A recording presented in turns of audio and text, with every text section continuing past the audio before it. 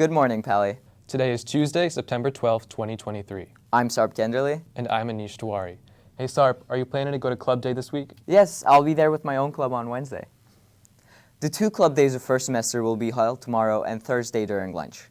Members of Paly's various clubs will be out on the quad advertising their clubs for interested students who will be able to gather more information. Direct any questions to Activities Director Mr. Gallagher. Paly is offering picture retakes throughout the day tomorrow. If you would like your yearbook photo retaken, you can visit room 526 from 8:30 a.m. through 4 p.m. Last Saturday was the 1-year anniversary of the Paly vs. Gunn football game that resulted in Paly students storming the stands. The game was a major event last year that changed the behavioral reputation of the Paly students. To learn more, InFocus Reporter Beck Lyons investigated relations between Gunn and Paly to see how sportsmanship has evolved.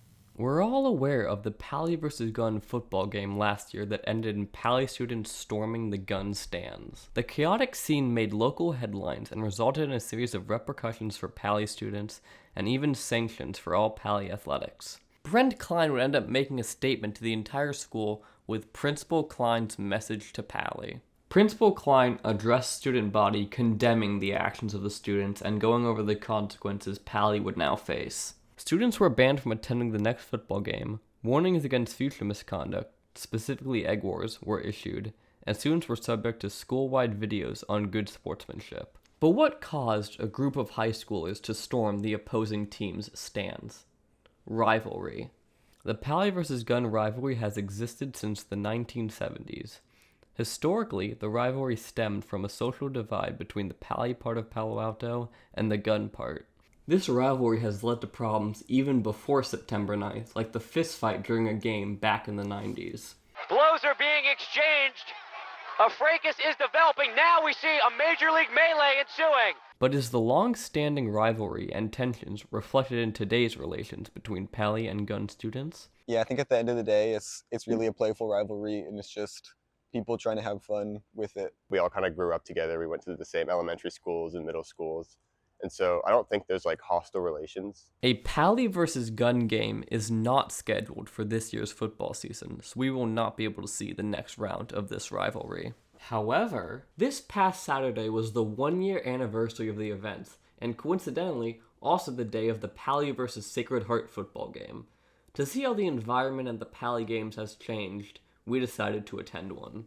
Hello, my name is Beck Lyons with InFocus News, and we're here at the Sacred Heart versus Paly game to see how hyped people are for this game. All right, is everyone hyped for the game today?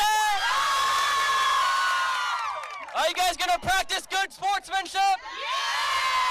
Let's go! It appears they've added new security after the events of last year's September 9th game, with new security guards to prevent Paly students from storming the opposing stands. I'm here with Brent Kline, and we're gonna ask him a few questions.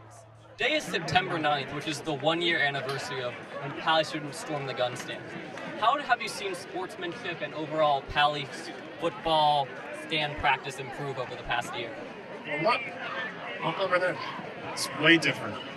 I see kids that are not only spirited but honoring the expectations that we asked. So it's doing really well, right? And I give a lot of luck to our Paly students who are awesome. It's been a great school year, and they're continuing the great feeling and vibe in Paly Space.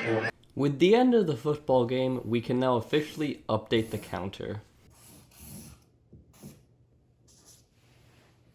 In conclusion, let's not use September 9th as a day to remember our chaotic student misconduct, but rather a day to remember that Paly and Gunn are one big community. For InFocus, this has been Beck Lyons. Thanks, Beck. College visits continue this week at the College and Career Center. Tomorrow, Carnegie Mellon, the University of British Columbia, High Point, Macalester College, and Seattle University will be visiting throughout the day. On Thursday, BU, Notre Dame, Lafayette College, UConn, Colgate College, Colby College, and Northwestern University will be hosting information sessions at the CCC.